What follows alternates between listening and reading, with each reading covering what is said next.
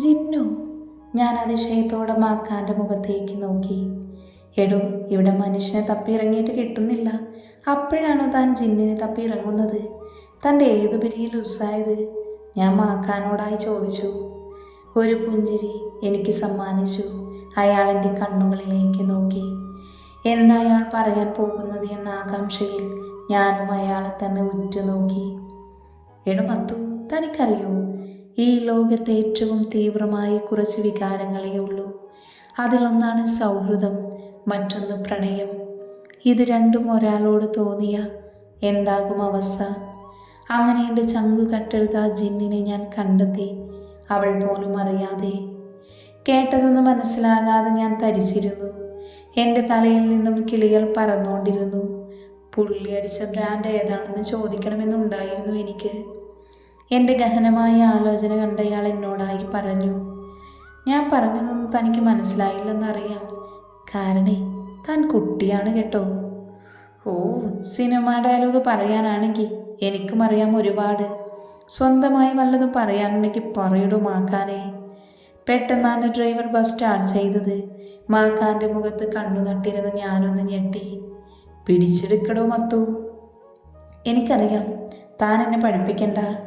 ചമ്മൽ മറക്കാനായി മാക്കാനോട് ദേഷ്യത്തിൽ പറഞ്ഞു. മാക്കാൻ കണ്ടക്ടറുമായി എന്തോ ചർച്ചയിലായിരുന്നു. ഇതിനു മാത്രം പറയാൻ എന്താ ഉള്ളതെന്നാവോ? ആ, എന്തെങ്കിലും ആയിക്കോട്ടെ. ഞാൻ എന്തിനാ അതൊക്കെ നോക്കി എൻ്റെ ടൈം കളയുന്നത് എന്നോർത്ത് ഞാൻ പുറത്തേക്ക് നോക്കിയിരുന്നു. പെട്ടെന്നാണ് ബസ്സിലെ മ്യൂസിക് സിസ്റ്റം ഓൺ ചെയ്തത്. അതിൽ നിന്നും വന്ന ഗാനത്തിൽ ഞാനും അറിയാതെ ലയിച്ചിരുന്നു. എൻ്റെ ഓർമ്മകൾക്ക് കൂട്ടായി മഴയും ഭൂമിയിൽ പെയ്തിറങ്ങിക്കൊണ്ടിരുന്നു. നന്ദൂട്ടി, വേഗം താഴെ ഇറങ്ങ്. പ്രിൻസി കണ്ടാലേ സസ്പെൻഷൻ ഉറപ്പാ. മാവിൻ്റെ കൊമ്പിൽ കയറി നിൽക്കുന്ന നന്ദൂട്ടിയെ നോക്കി അവളുടെ സുഹൃത്തായ സ്നേഹ പറയുന്നത് കേട്ടു. ശ്യാമും അവൻ്റെ ഗ്യാങ്ങും അത് കണ്ട് ചിരിക്കാൻ തുടങ്ങി. എടാ ശ്യാമേ, നീ ഒന്നുകൂടെ ഒന്ന് ആലോചിച്ച് നോക്കിയേ. ഈ മരം കയറി മറിയാമയെ തന്നെ വേണോ നിനക്ക് പ്രേമിക്കാൻ? അവൻ്റെ ഉറ്റ സുഹൃത്തായ കാർത്തി ശ്യാമിനോട് പറഞ്ഞു. ഡാ, ഒന്ന് പതിയെ പറ. അവളിതെങ്ങാനും കേട്ട എൻ്റെ പുക പോലും പിന്നെ കാണില്ല. ശ്യാം പറയുന്നത് കേട്ട് എല്ലാവരും അവനെ ഉറ്റുനോക്കി. എന്തോന്നാ നീ ഇപ്പം പറഞ്ഞേ? ഈ ക്യാമ്പസ് മൊത്തം വിറപ്പിച്ച് നടക്കുന്ന നീ ഒരു പെണ്ണിൻ്റെ മുൻപിൽ പേടിച്ചു നിൽക്കാനോ? അത്ഭുതം തന്നെ. തൻ്റെ രണ്ട് കൈയും തലയ്ക്ക് കൊടുത്തുകൊണ്ട് കാർത്തി അത് പറഞ്ഞപ്പോൾ കൂടി നിന്നവരെല്ലാം ചിരി തുടങ്ങി. അത് പിന്നെ പ്രേമിക്കുന്ന പെണ്ണിൻ്റെ മുഖത്ത് നോക്കി ഇഷ്ടം പറയാൻ ഏതൊരാണും ആദ്യമൊന്ന് വിറയ്ക്കും. അതും അവളെപ്പോലെയുള്ള പെണ്ണിൻ്റെ അടുത്താകുമ്പോൾ പിന്നെ പറയണ്ട. അത് നേരാ ഇവൻ പറഞ്ഞത്. അവളുടെ ഒരു പിരി ഇത്തിരി ലൂസാണ്. നമ്മുടെ ചെക്കൻ പിന്നെ പണ്ടേ അരപ്പിരി ആയതുകൊണ്ട് രണ്ടും നല്ല മാച്ചായിരിക്കും. സുധിയുടെ കൗണ്ടർ അടി കേട്ട് ശ്യാമിന് ദേഷ്യം വന്നു. അതവൻ്റെ മുഖത്ത് പ്രതിഫലിച്ചു. രംഗം വഷളാകുമെന്ന് മനസ്സിലാക്കി കാർത്തി ശ്യാമുമായി കോളേജിൻ്റെ ലേക്ക് വ്യൂ ഗ്രൗണ്ടിലേക്ക് നടന്നു. ചങ്കെ, ഒന്ന് നിന്നേ. ആ മരങ്കേരി മറിയാമ്മ വന്നു, കാർത്തി അവളോടായി പറഞ്ഞു. മരങ്കേരി മറിയാമെന്ന് നിന്റെ കെട്ടിയോളെ പോയി വിളിക്കട പൂവൻ കോഴി. കയ്യിൽ മാങ്ങയുമായി അവർക്കടുത്തേക്ക് വരുന്ന നന്ദൂട്ടിയെയും സ്നേഹയെയും കണ്ടതും ശ്യാമിൻ്റെ മുഖത്ത് പുഞ്ചിരി നിറഞ്ഞു. കാർത്തിക കാഴ്ച ആശ്വാസമായി. എന്താ നന്ദൂട്ടി ഇത്? നിനക്ക് മാങ്ങ വേണമെങ്കിൽ നമ്മുടെ ശ്യാമിനോട് പറഞ്ഞാൽ പോരെ, അവൻ കൊണ്ടുവരില്ലേ നിനക്ക് മാങ്ങ? കാർത്തി നന്ദൂട്ടിയോടായി പറഞ്ഞു. എടച്ചക്ക, എനിക്ക് വേണ്ടതൊക്കെ ഞാൻ തന്നെ ചെയ്യും. അതാ എൻ്റെ സ്റ്റൈല്. ചുമ്മാ ഓരോന്ന് പറഞ്ഞ് എന്നെ ദേഷ്യം പിടിപ്പിക്കരുത് നീ. അല്ല, ഈ വയസ്സാം കാലത്ത് മാവിൽ പിടിച്ചു കയറി ഒന്നും വരുത്തിക്കണ്ടെന്ന് കരുതി പറഞ്ഞതാ നന്ദു. ഓർക്കാടോ പ്രായമായത്? സെക്കൻഡ് ഇയർ BComലെ ശ്രാവണിക്കാണോ? അതാരടാ ശ്രാവണി? ശ്യാമ അതിശയത്തോടെ കാർത്തിയെ നോക്കി. ഓ, അപ്പം അതൊന്നും നീ അറിഞ്ഞില്ലട ചങ്കേ. നമ്മുടെ പൂവൻ കോഴി പുതുതായി കൊതി തുടങ്ങി. പെൺകൊച്ചാണ് ശ്രാവണി. ആ, ഇവന് മോശം പറയാൻ പറ്റില്ല. അവളും കുറച്ചൊക്കെ തീറ്റ കൊടുക്കുന്നുണ്ടെന്നാണ് തോന്നുന്നത്. അല്ലടാ പൂവൻ കോഴി. മാപ്പ് നൽകുന്ന നീ എനിക്ക്. അടിയൻ അറിഞ്ഞില്ല നീ ഇത്രയ്ക്ക് അപ്ഡേറ്റ് ആണെന്ന്. കാർത്തി തൊടുകൈയോടെ പറഞ്ഞത് കണ്ടതും അവർ കൂട്ടച്ചിരിയായി. ഇവൻ ഒരുപാടെണ്ണത്തിന് നോക്കുന്നത് കൊണ്ട് മൊത്തത്തിലൊരു കൺഫ്യൂഷനാണ്. ശ്യാം പറഞ്ഞത് കേട്ടതും അവർ വീണ്ടും ചിരി തുടങ്ങി. ചിരിക്കുന്നതിനിടയിൽ നന്ദു ശ്യാമിനെ ഒന്ന് നോക്കി കാർത്തിയോടായി പറഞ്ഞു. നീ പറഞ്ഞതും നേരാ. എനിക്ക് മാങ്ങ വേണമെന്ന് പറഞ്ഞ ഈ വാൽമാക്രി ചിലപ്പോൾ മാവ് തന്നെ വെട്ടിക്കൊണ്ട് വരും. അതെനിക്കറിയാം. അല്ലടാ ശങ്കേ, നീ ചോദിച്ച എൻ്റെ ജീവൻ വരെ തരും ഞാൻ, ശ്യാം അവളോടായി പറഞ്ഞു. ഓ, ഇപ്പൊ ചങ്കുകൾ രണ്ടും ഒന്നായി, നമ്മൾ ഔട്ടായില്ലേ എന്ന് ചങ്കുകൾ രണ്ടും ചെന്നാട്ടെ. അടിയനും ഈ അടിയത്തിയും ആ ക്യാൻറ്റീനിൽ കാണും. കറക്കൊക്കെ കഴിയുമ്പോൾ അങ്ങോട്ടേക്ക് എത്തിയാൽ മതി രണ്ടും. ശ്യാമിനെ നോക്കി ഒരു കണ്ണിറുക്കി കാണിച്ച് കാർത്തി സ്നേഹയുമായി ക്യാൻറ്റീനിലേക്ക് നടന്നു. അല്ല കാർത്തി, നീ എന്തിനാ എന്നെ വിളിച്ചുകൊണ്ട് പോകുന്നത്? സ്നേഹ സംശയത്തോടെ കാർത്തിയെ നോക്കി ചോദിച്ചു. എടി പൊട്ടിക്കാളി, അവർക്ക് രണ്ടാൾക്കും കുറച്ച് പ്രൈവസി കിട്ടിക്കോട്ടെ എന്ന് വിചാരിച്ചു നിന്നെയും കൊണ്ട് ഇങ്ങോട്ടേക്ക് പോകുന്നത്. അത് മനസ്സിലായില്ലേ നിനക്ക്? അവൻ പറഞ്ഞത് കേട്ടത് മനസ്സിലായി എന്നവൾ തലയാട്ടി കാണിച്ചു. തല ഉണ്ടായാൽ പോരെ മോളെ, അതിനകത്ത് കുറച്ച് ആൾതാമസം കൂടെ വേണം. പോട പൂവൻ കോഴി എന്ന് വിളിച്ചവൾ ഓടാൻ തുടങ്ങി. അവൾക്ക് പിന്നാലെ കാർത്തിയും. കായലിനോട് ചേർത്ത് അറേഞ്ച് ചെയ്തു വെച്ച ബെഞ്ചിൽ ഒരറ്റത്തായി അവർ ഇരുവരും ഇരുന്നു. കായലിൽ നിന്ന് വീശുന്ന കാറ്റിൽ അവരുടെ മുടികളും പാറി നടന്നു. നന്ദുട്ടി, ശ്യാം ആർദ്രമായി അവളെ വിളിച്ചു. എന്ത് ശങ്കേ, പറഞ്ഞോ? എടി, എനിക്കൊരു പെങ്കൊച്ചിനെ ഒടുക്കത്തെ ഇഷ്ടമാണ്. പക്ഷേ ഞാൻ ഇതുവരെ അവളോടത് പറഞ്ഞിട്ടില്ല. നിന്റെ അഭിപ്രായത്തിൽ ഞാൻ എൻ്റെ ഇഷ്ടം അവളോടിപ്പോൾ പറയണോ? അതൊക്കെ നിന്റെ ഇഷ്ടമല്ലടാ. അല്ല, ഏതാടാ കൊച്ച്? ചങ്കായി നടന്നിട്ടും എന്നോടെന്താ നീ ഇതുവരെ അതിനെക്കുറിച്ച് പറയാഞ്ഞത്? ഒരു പിരി പോയ കേസാണ്. നിനക്ക് നന്നായിട്ടറിയാം അവളെ. ശ്യാം ഒരു കള്ളച്ചിരിയോടെ പറഞ്ഞു. ഈ കോളേജിൽ ആ പട്ടം എനിക്കാണ് ചാർത്തിയേക്കുന്നത്. ഞാനല്ലാതെ വേറെ ആരായിരിക്കും അത്? അവൾ തൻ്റെ ചൂണ്ടുവിരൽ താടിയിൽ തട്ടി ആലോചിച്ചുകൊണ്ടിരുന്നു. അവളുടെ ഇരിപ്പ് കണ്ടതും അവരൊന്ന് ചിരിച്ചു. ലോകത്ത് പല ബോൾട്ടുകളെയും കണ്ടിട്ടുണ്ട്, ഇതുപോലൊരെണ്ണം ആദ്യമായാണ് എൻ്റെ ദൈവമേ. കുറച്ച് മനസ്സിലാകുമെന്ന് വിചാരിച്ചു ഒരു ഏറെറിഞ്ഞു നോക്കിയതാ. എന്നിട്ടും ഒന്നും മനസ്സിലാകാത്തൊരു പൊട്ടി. അവൻ മനസ്സിലോർത്ത് ചിരിക്കാൻ തുടങ്ങി. അതൊക്കെ പോട്ടെ, എന്നെക്കുറിച്ച് നിന്റെ അഭിപ്രായം എന്താ? ശ്യാം ആകാംക്ഷയോടെ നന്ദുവിനെ നോക്കി ചോദിച്ചു. അൽ കോഴി ഡി എന്നൊരു അലർച്ചയുമായി അവൻ ചാടി എഴുന്നേറ്റു. കയ്യിലിരുന്ന മാങ്ങ അവൻ്റെ നെഞ്ചിലേക്ക് എറിഞ്ഞു അവൾ. ലെഗ് സൈഡിലേക്ക് ഓടി പുറകെ അവനും. ശ്യാം, സ്വപ്നത്തിൽ നിന്നും ഒരർച്ചയോടെ ഞെട്ടി എഴുന്നേറ്റു അവൾ. ചുറ്റിനും നോക്കി. കവളിലേക്ക് ഒലിച്ചിറങ്ങിയ കണ്ണുനീർ തുടച്ചവൾ വിൻഡോയിലൂടെ ആകാശത്ത് മിന്നി നിൽക്കുന്ന നക്ഷത്രത്തെ നോക്കി പറഞ്ഞു. നിന്റെ ഓർമ്മകളിൽ നിന്നൊരു മോചനം എനിക്കില്ല ചങ്കേ. എൻ്റെ ജീവൻ്റെ അവസാന തുടിപ്പ് വരെയും അത് എന്നിൽ തന്നെ നിലനിൽക്കും.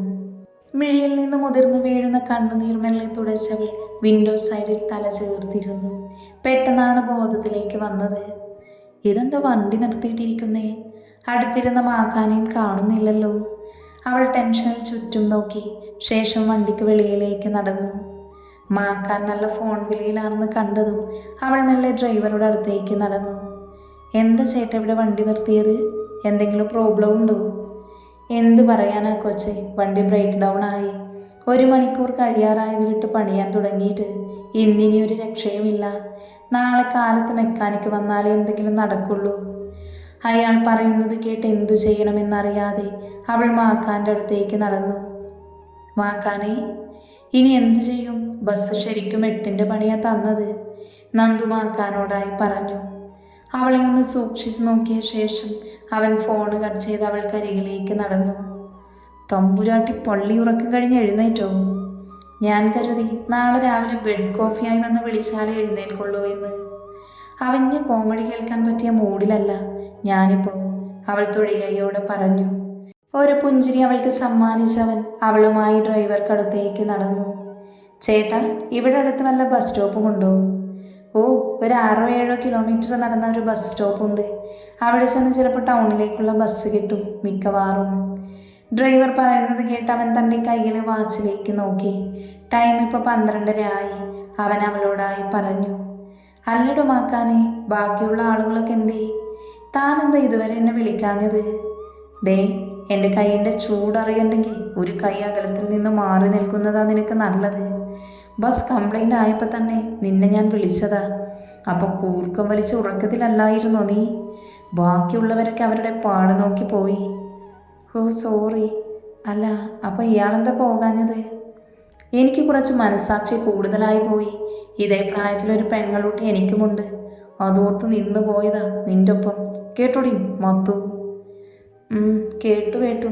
കേൾക്കാതിരിക്കാൻ എനിക്ക് ചെവിക്ക് പൊട്ടൊന്നുമില്ല. അവൾ സ്വരം താഴ്ത്തി പറഞ്ഞു. എന്തോന്നാ പറഞ്ഞത് നീ ഇപ്പോൾ? അവൻ ദേഷ്യത്തിൽ അവളെ നോക്കി ചോദിച്ചു. അവൻ്റെ ഗൗരവം കണ്ടതും ഒന്ന് പേടിച്ചവൾ ഒന്നുമില്ലെന്ന് കണ്ണടിച്ച് കാണിച്ചു. അത് കണ്ടതും അവനിൽ ചിരി വിടർന്നു. എന്നാലും അത് മറച്ച ഗൗരവത്തിൽ തന്നെ അവളെ നോക്കി. എന്ത് നോക്കി നിൽക്കുവാടി? പോയി പെട്ടിയൊക്കെ എടുത്തിട്ട് വാടി. അവൻ ഗൗരവത്തിൽ അവളോടായി പറഞ്ഞു. അല്ല, അതൊക്കെ എന്തിനപ്പോ? ഞാനൊന്നുമില്ല തൻ്റെ ഒപ്പം. ഞാൻ ഈ ബസ്സിൽ തന്നെ ഇരുന്നോളാം. അവരുടെ വാക്കുകൾ കേട്ടതും അവനിൽ ദേഷ്യം നിറഞ്ഞു. എന്നാൽ പിന്നെ എന്താന്ന് വെച്ചാൽ കാണിക്ക്. മര്യാദയ്ക്ക് സേഫായിക്കൊണ്ട് എത്തിക്കാന്ന് വിചാരിച്ചപ്പോൾ അവിടെ ഒടുക്കത്തെ ഒരു ജാട നോക്കിയേ. ഒറ്റ വീക്ക് വെച്ച് തരാനാ തോന്നുന്നത്. അവൻ്റെ വാക്കുകൾ കേട്ടതും അവൾ അവനെ നോക്കി ചിരി തുടങ്ങി. എന്തിനാണ് കിടന്ന് കിളിക്കുന്നത്? ഇവിടെ വല്ല കോമഡി ഷോയും നടക്കുന്നുണ്ടോ ഇങ്ങനെ കിടന്ന് ഇളിക്കാൻ മാത്രം? അല്ല, ഞാനിട്ട പേര് തനിക്ക് ഇപ്പോഴാ മാച്ചായത്. ഇപ്പം ശരിക്കും കണ്ട കാട്ടുമാക്കാനെ പോലെയുണ്ട്. ലോക തോൽവിയാണെന്ന് എപ്പോഴും തെളിയിച്ചുകൊണ്ടിരിക്കുക. അതെനിക്കറിയാം. കേട്ടോടി മത്ത കണ്ണി. ഒരുപാട് ചിന്തിച്ചു നിൽക്കാൻ ടൈമില്ല. തീരുമാനം എന്താന്ന് വെച്ചാൽ മാഡം വേഗം പറയണം. അടിയന് പോയിട്ട് കുറച്ച് കാര്യങ്ങളുണ്ടായിരുന്നു. ഒരു നിമിഷം ഒന്ന് ആലോചിച്ച ശേഷം അവൾ തൻ്റെ ലഗേജുമായി വണ്ടിയിൽ നിന്നും ഇറങ്ങി. എന്തേ വന്നില്ലെന്ന് പറഞ്ഞിട്ടിപ്പോൾ മനസ്സ് മാറിയോ? അതല്ല, എത്ര നേരം എന്ന് പറഞ്ഞ ഇവിടെ നിൽക്കുന്നേ. അതോർത്തപ്പോൾ മാക്കാൻ്റെ ഒപ്പം ഇറങ്ങാമെന്ന് വിചാരിച്ചു. ഈ റൂട്ടിലധികം ബസ്സൊന്നുമില്ല. അതാ മെയിൻ പ്രശ്നം. അതുകൊണ്ടാണ് നിന്നോട് എൻ്റെ ഒപ്പം വരാൻ പറഞ്ഞതും. ഒറ്റയ്ക്ക് ഇവിടെ വിട്ടിട്ട് പോകാൻ മനസ്സനുവദിക്കുന്നില്ല. അവൻ പറഞ്ഞു നിർത്തിയതും അവൾ ഒരു പുഞ്ചിരി അവന് സമ്മാനിച്ച് ബാഗുമായി അവനടുത്തേക്ക് നടന്നു. എന്നാ മേഡം നടന്നാട്ടെ, അടിയൻ ബാക്കിലുണ്ടാവും. പുറകിൽ നടക്കുന്ന അവനെ ഒന്ന് തിരിഞ്ഞു നോക്കിയ ശേഷം അവൾ ബാഗുമായി ഒരു മരച്ചുവട്ടിലായി നിന്നു. എന്തേ നിന്നത് നീ? അല്ല, എങ്ങോട്ടാ പോകേണ്ടെന്ന് പറഞ്ഞില്ലല്ലോ മാക്കാൻ. ദാ ആ വഴി കണ്ടോ, അതിലെയാ പോകുന്നത്. അവൻ ചൂണ്ടിക്കാണിച്ച വഴിയിലേക്ക് അവളൊന്ന് നോക്കി. പിന്നെ അവൻ്റെ മുഖത്തേക്കും വഴിയിലേക്കും മാറി മാറി നോക്കിക്കൊണ്ടിരുന്നു അവൾ. എന്താടി കുന്തം വിഴുങ്ങിയ പോലെ നിൽക്കുന്നത്? അല്ല മാക്കാനെ, ഈ വഴിയുടെ അറ്റം എവിടെയായിട്ട് വരും? ഓ, നീ ഒരു കവടിപ്പലകെടുക്ക്. ഞാൻ ഇവിടെ ഇരുന്ന് ഗണിച്ച് നോക്കിയിട്ട് പറയാം. എന്തേ, അത് മതിയോ? ഓ, മാക്കാൻ്റെ ഒരു കോമഡി. എനിക്ക് ചിരി വന്നിട്ട് വയ്യ. ഒരുപാട് അഭിനയിക്കാതെ നടക്കാൻ നോക്കുന്നതാ മോൾക്ക് നല്ലത്. കൂടുതൽ വാ തുറന്ന പണിയാകുമെന്ന് മനസ്സിലാക്കി അവൾ മുന്നേ നടന്നു. ഇരുവശങ്ങളിലും പാടങ്ങൾ. അതിന് കുറുകെയായി അറ്റം പോലും കാണാൻ പറ്റാത്ത ദൂരത്തിൽ കിടക്കുന്ന റോഡാണ്. പാടത്തുനിന്ന് വീശുന്ന കാറ്റുമെല്ലാം അവരെ തഴുകിപ്പോയിക്കൊണ്ടിരുന്നു. അവർക്ക് വെളിച്ചം പകരാൻ എന്നോണം പുഞ്ചിരി തൂകി നിൽക്കുന്ന നിലാവും. പോകുന്നതിനിടയിൽ അവൻ അവളെ നോക്കിക്കൊണ്ടിരുന്നു. എന്തി എന്നിങ്ങനെ നോക്കാൻ? എടോ മത്തക്കണ്ണി, തന്നെ ഞാൻ എവിടെയോ വെച്ച് കണ്ടിട്ടുണ്ടല്ലോ. താൻ എന്നെ കണ്ടിട്ടുണ്ടോ? അവൻ ആകാംക്ഷയോടെ ചോദിച്ചു. എൻ്റെ ഓർമ്മ ശരിയാണെങ്കിൽ ഡിഗ്രിക്ക് NSS ക്യാമ്പിൻ്റെ പ്രവർത്തനത്തിൻ്റെ ഭാഗമായി കുതിരവട്ടത്ത് പോയായിരുന്നു. അവിടെ വെച്ച് തന്നെ കണ്ടു എന്നൊരു സംശയമില്ലാതില്ല. അതേടി, ഞാനൊരു ഭ്രാന്തന. എന്തേ, അത് മതിയോ? സീരിയസ് ആയി എന്തെങ്കിലും ചോദിച്ചാലും അവളുടെ ഒടുക്കത്തെ ഒരു തമാശ. പറഞ്ഞു നിർത്തി അവൻ വീണ്ടും ഫോണെടുത്ത് നോക്കാൻ തുടങ്ങി. താൻ ഏതു നേരവും ഫോണിൽ തന്നെയാണല്ലോടോ? അവൾ മാക്കാനോടായി ചോദിച്ചു. അതെ, അതിന് നിനക്കെന്തെങ്കിലും പ്രശ്നമുണ്ടോ? ഇതിൽ സിഗ്നൽ പോലും കിട്ടുന്നില്ല. വീട്ടിലേക്ക് വിളിക്കാനാണ് ഈ കഷ്ടപ്പെടുന്നത്. അതൊക്കെ നിന്നോട് പറഞ്ഞിട്ട് എന്ത് കാര്യം? വീട്ടിൽ നിന്നും ഇറങ്ങിയിട്ട് എത്ര നേരമായി? ഇതുവരെ വീട്ടിലേക്കൊന്ന് വിളിച്ചോ നീ? എനിക്കുണ്ട് ഇതേ പ്രായം വരുന്നൊരു പെങ്ങള്. അവൾ നേരം വൈകി കാണാതായ പിടക്കുന്നത് ഞങ്ങളുടെ നെഞ്ച. അതറിയാവുന്നതുകൊണ്ട് എന്ന് വിളിച്ചു പറയാനുള്ള ധൈര്യമെങ്കിലും അവൾ കാണിക്കും. ഒറ്റമോളായ കൊണ്ടാണോ നിനക്കത് ബാധകമല്ലാത്തത്? പറഞ്ഞു നിർത്തിയതും അബദ്ധം പറ്റിയതുപോലെ അവൻ അവളെ ഒന്ന് നോക്കി. അവൾ തീവ്രമായ ആലോചനയിലാണെന്ന് മനസ്സിലാക്കി അവനൊന്ന് നെടുവേർപ്പിട്ടു. എന്താ നിനക്കിത്ര ആലോചിക്കാൻ? അവൻ പറഞ്ഞ വാക്കുകൾ അവളിൽ കുറ്റബോധം വരുത്തി. ഒന്ന് ചിന്തിച്ച ശേഷം അവനോടായി പറഞ്ഞു. മാക്കാൻ പറഞ്ഞത് ശരിയാ. ഞാൻ ഇതുവരെ വീട്ടിലേക്ക് വിളിച്ചതുപോലുമില്ല. അവരെ കൂടി ടെൻഷനാക്കേണ്ടെന്ന് കരുതിയ. പറഞ്ഞു കഴിഞ്ഞവൾ പാടവരമ്പിലേക്ക് നോക്കി നടന്നു. എവിടെയോ നഷ്ടപ്പെട്ടു പോയ തൻ്റെ കുട്ടിക്കാലം ഓർമ്മയിൽ തെളിഞ്ഞു. ഒന്ന് പുഞ്ചിരിച്ച ശേഷം അവൾ മാക്കാനെ നോക്കി.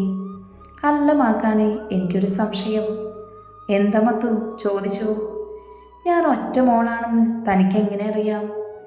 ഒരു നിമിഷം എന്തു പറയുമെന്നറിയാതെ അവൻ നിന്നു. അത് നിന്റെ ആറ്റിറ്റ്യൂഡ് കണ്ടപ്പോൾ അങ്ങനെ തോന്നി, അതാ അങ്ങനെ പറഞ്ഞത്. അവൻ എങ്ങനെയോ പറഞ്ഞൊപ്പിച്ചു. ഒന്ന് തലയാട്ടി കാണിച്ച് വീണ്ടും നടപ്പ് തുടർന്നു അവൾ. ഇനിയും ഒരുപാടുണ്ട് മാക്കാനെ നടക്കാൻ. അറിയില്ലടോ, താൻ നടക്ക്, ഞാനുണ്ടല്ലോ തൻ്റെ കൂടെ. എനിക്കിനി ഒരടി പോലും നടക്കാൻ വയ്യ മാക്കാനെ. അതെന്താ? ബുക്കാരോ മാക്കാനെ, ഈ നേരത്താണോടി ഇതൊക്കെ? എന്ത്? എന്നെ നോക്കി മിഴിച്ചു നോക്കാതെ ആ പാടത്തേക്കെങ്ങാനും പോയിരിക്കാൻ നോക്കടി. എന്തിന്? നീയല്ലേ പറഞ്ഞ നിനക്ക് മൂത്രമൊഴിക്കാണ്ടെന്ന്. എടോ, എനിക്ക് വിശക്കുന്നു എന്നാ പറഞ്ഞത് ഞാൻ. ഓ, അപ്പോൾ മര്യാദക്ക് പറയാൻ മത്തൂനറിയാം. The queen of Arabian sea. കൈകൾ മെല്ലെ മുകളിലേക്ക് ഉയർത്തിപ്പിടിച്ച് കുറച്ച് മോഡേൺ സ്റ്റൈലിൽ നിന്നുകൊണ്ട് അവൾ പറഞ്ഞു. അവൻ അത്ഭുതത്തോടെ അവളെ നോക്കി നിന്നു. നീ എന്താടി ടെക്സ്റ്റൈൽ ഷോപ്പിൻ്റെ പരസ്യമാണോടി? മര്യാദയ്ക്ക് കൈ താഴെയിടടി. അല്ല, ഒരു വെറൈറ്റിക്ക് വേണ്ടി ചെയ്തതാ. കൊച്ചിയിൽ നിന്നാ വരുന്നതെന്ന്.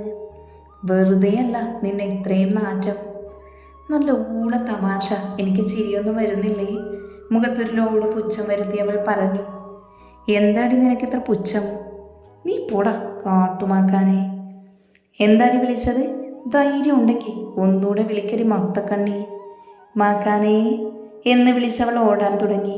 ഒരു നിമിഷം കാലുമെഴുതി താഴേക്ക് വീഴാൻ പോയവളെ അവൻ വലിച്ച് നെഞ്ചിലേക്ക് ചേർത്തു. അവൻ്റെ നെഞ്ചിൽ ഇരുവശത്തെയും കൈകൾ ചേർത്ത് അവൾ നിന്നു. മെല്ലെ മുഖം ഉയർത്തി അവനെ ഒന്ന് നോക്കി. അവൻ്റെ കണ്ണുകളിലേക്ക് നോക്കും തോറും അറിയാതെ തന്നെ ഒരു നാണം അവളിൽ ഉടലെടുത്തു. അത് പുഞ്ചിരിയായി അവളിൽ തിളങ്ങി നിന്നു. പരസ്പരം മിഴികൾ കോർത്തവൻ നിന്നു. മൗനം ചുണ്ടുകളെ പുണർന്നപ്പോൾ മിഴികൾ വാക്കുകൾ കൈമാറിക്കൊണ്ടിരുന്നു. അവളെ ആർദ്രമായി നോക്കി നിന്നു അവൻ. ഈ കണ്ണുകളിലേക്ക് നോക്കി പറ, നിനക്ക് ഈ കണ്ണുകളെ അറിയില്ലെന്ന് അവൻ മെല്ലെ അവളോടായി പറഞ്ഞു. ആ നിമിഷത്തിന് മിഴിവേക്കാനെന്നോണം മഴയും ഭൂമിയിൽ പെയ്തിറങ്ങി. അവൻ്റെ ഫോൺ റിങ് ചെയ്തു. അതിൽ നിന്നുയർന്ന ഗാനത്തിൽ അവർ പരസ്പരം മറന്ന് നോക്കി നിന്നുപോയി ആ നിമിഷം.